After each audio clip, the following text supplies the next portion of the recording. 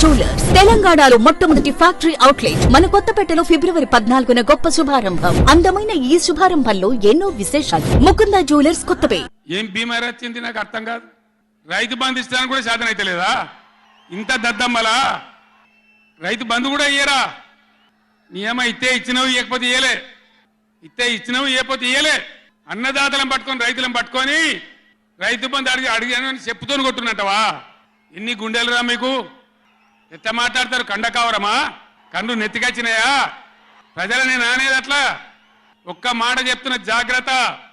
Node దురిసి మాట్లాడటోలారా, చెప్పులు పంటలు పండించే రైతులకు కూడా ఉంటాయి. రైతుల చెప్పులు ఎట్లుంటాయి? బందోబస్తుగా ఉంటాయి. బాగా రైతుల చెప్పులు ఎట్లుంటాయి? బందోబస్తుగా ఉంటాయి, గట్టిగా ఉంటాయి. ఒక్కటే చెప్పు దెబ్బతో మూడు పళ్ళు ఊసిపోతాయి. దానికోసమైనా మీరు అడిగేది? ఇది మర్యాదనా? ఇది గౌరవమా? ప్రజలను గౌరవించే పద్ధత? నీకు చేత కాకపోతే మాఫ్ చేయండి, జరగని వెనుక చేరిస్తా అని చెప్పాలి. వెళ్తలేదు అని చెప్పాలి, మాకు చేయత్తలేదు అని చెప్పాలి. కానీ అడిగిన చెప్తోని కొట్టాలి. కేసీఆర్ సెలవు నల్గొండ అంటే కేసీఆర్ను తిరగనీయం. ఇంత మోగోళ్ళ కేసీఆర్ను తిరగనియారట. తెలంగాణ తెచ్చిన కేసీఆర్నే తిరగనియారా? ఏం చేస్తారు? చంపేస్తారద్దా? చంపుతావా దా? వ్యాపారం చంపుతావు దా? కేసీఆర్ని చంపి మీరు ఉంటారా? ఇది పద్ధత? ప్రతిపక్ష పార్టీ తప్పకుండా ప్రజల సమస్యల మీద వస్తుంది, ప్రజల మధ్య అడుగుతుంది, వాదన చెప్తుంది. నీ దమ్ముంటే మేము చేసిన దానికన్నా ఇంకా మంచిగా చేసి చూపి, కరెంటు మంచిగా చూపి. ఇదా మీ రాజకీయం? మీ చిల్లర రాజకీయం.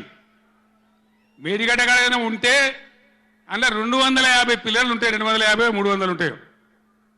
కాళేశ్వరం ప్రాజెక్ట్ అంటే ఒక ఆట బొమ్మ కాదు.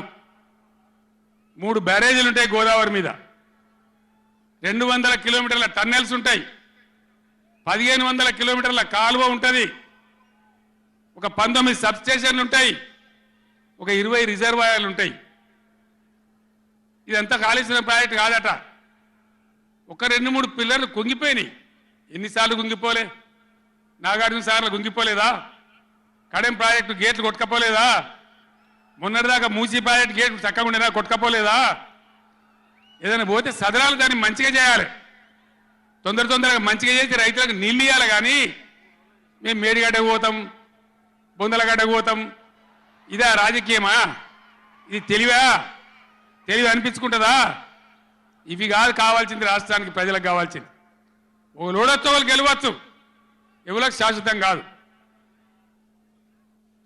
మళ్ళా డబల్ స్పీడ్తో మేము అధికారంలోకి వస్తాం.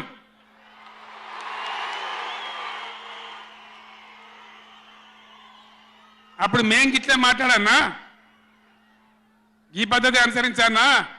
టీవీలో నా ఉపన్యాసం వింటున్న వాళ్ళను మీకు దండం పెట్టి నేను చెప్తా ఉన్నా, నేను మీ బిడ్డను. 15 ఏళ్ళు పోరాడి సాగు నోట్ల తలకాయ పెట్టి చివరికి సాగు ధరదాకా పోయి ఈ తెలంగాణ తెచ్చింది నేను. అందుకే నాకు గర్జు ఉంటుంది, ఫికర్ ఉంటుంది, తన్లాట ఉంటుంది, నాశనం కావద్దనే తపన ఉంటుంది.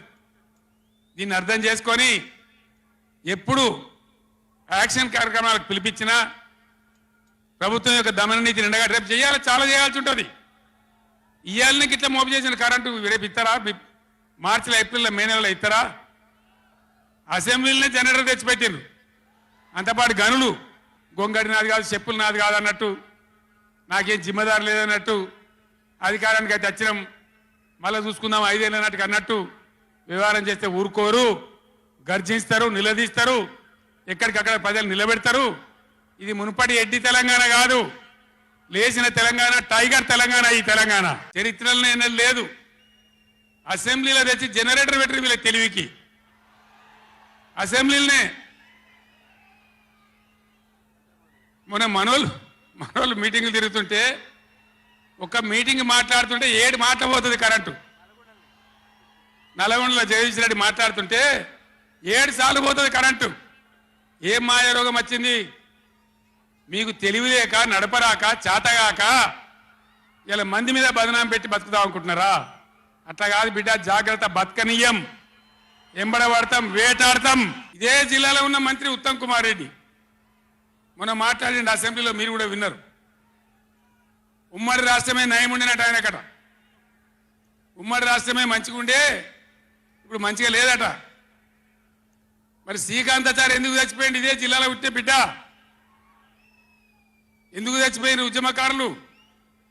అంత పెద్ద ఉద్యమం ఎందుకు జరిగింది? లక్షల మంది కోట్ల మంది ఎందుకు పాల్గొన్నారు? ఇంత సోయి తప్పి మాట్లాడతారు మంత్రులు. గవర్నమెంట్ వస్తే ఏం చేయాలా? పోయినరు భద్రప్పలేక సంతకం పెట్టినరు. దాని మెమోరాండం దొరికింది. నీళ్ల మంత్రిగా పనిచేసిండు కాబట్టి, అనుభవం ఉంది కాబట్టి, నష్టం ఎంత వస్తుందో తెలుసు కాబట్టి వెంటనే హరీష్ రావు గర్జించిండు. ముఖ్యమంత్రి కానీ, ఇరిగేషన్ మంత్రి కానీ, రాష్ట్ర మంత్రివర్గం కానీ ఇప్పటికైనా పిచ్చి పనులు, పిచ్చి ఆలోచనలు బంద్ చేసి వెంటనే అసెంబ్లీ బడ్జెట్ సమావేశాలు ముగించి మొత్తం అఖిలపక్షం తీసుకొని ఢిల్లీకి పోవాలి, మాట్లాడాలి.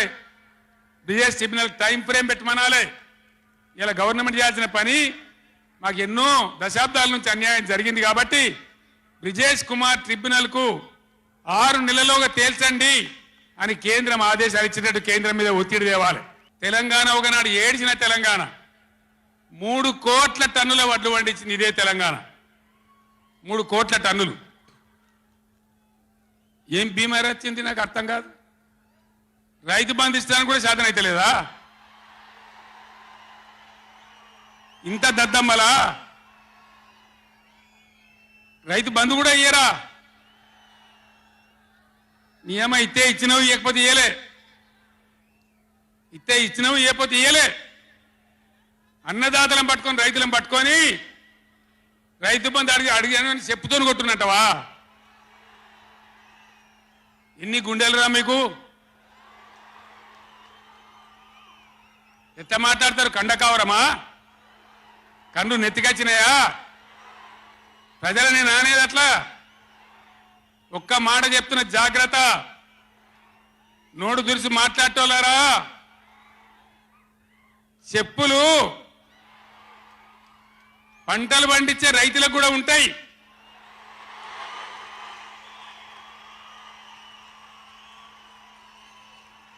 రైతుల చెప్పులు ఎట్లుంటాయి?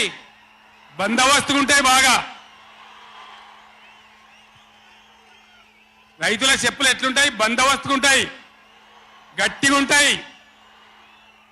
ఒక్కటే చెప్పు దెబ్బతో మూడు పళ్ళు ఊసిపోతాయి. దానికోసమైనా మీరు అడిగేది? ఇది మర్యాదనా? ఇది గౌరవమా? ప్రజలను గౌరవించే పద్ధత? నీకు చేత కాకపోతే మాఫ్ చేయండి, జరిగిన వెనుక చరిత్ర అని చెప్పాలి. వెళ్తలేదు అని చెప్పాలి, మాకు చేయలేదు అని చెప్పాలి. కానీ అడిగినోని చెప్తోని కొట్టాలి. కేసీఆర్ సెలవు నల్గొండ అంటే కేసీఆర్ను తిరగనీయం. ఇంత మోగోళ్ళ కేసీఆర్ను తిరగనియారట. తెలంగాణ తెచ్చిన కేసీఆర్నే తిరగనియారా? ఏమి చేస్తారు? చంపేస్తారద్దా? చంపుతావా? దా వ్యాపారం చంపుతావుదా? కేసీఆర్ని చంపి మీరు ఉంటారా? సెలవు నల్గొండ ఇయ్యంగానే పిక్క పిక్క సచ్చుడు. ఇజ్జత్ మానం పోతుంది రా బాయ్. కేసీఆర్ బొబ్బ పెడితే ఏం చేస్తామంటే ఏం చేస్తామని చేతులు విసుకొని, కాళ్ళు విసుకొని అర్జెంటుగా బడ్జెట్ పక్కకు పెట్టి శాసనసభలో తీర్మానం పెట్టింది. ఆ తీర్మానం కూడా చక్కగా లేదు. వాళ్ళ తెలివి సల్లారా.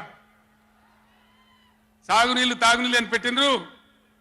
కరెంటు ఉత్పత్తి పెట్టలేదు మళ్ళీ దానిలో. ఆ తీర్మానంలో కూడా అంత తెలివి తక్కువ తీర్మానం. అది పెట్టి ఇక మామ అనిపించుకున్నారు. అయిపోయింది కదా. ఒక రైతుకు పంట పండిందట, వడ్ల రాసి అయింది. ఎందుకంటే రాసి ఎవడు ఎత్తుకపోకుండా పొత్తు పోసేది. పొత్తులు ఆ బూడిదో శుద్ధో ఏదో పోసేది. పక్క రైతుని పిలిచి పొరుగు రైతు పొత్తు వైరాబాయ్ అంటే ఉంటే నాకేంది పోతే నాకేంది పులిగోవాలి కానీ పొత్తు పోసిందట. వీళ్ళది ఏం పోతుంది? వాళ్ళకు కావాలి పదవులు, వాళ్ళకు కావాలి పైరవీలు, వాళ్ళకు కావాలి డబ్బులు తప్ప ప్రజల హక్కుల గురించి లేదు. నాడు లేదు, నేడు లేదు.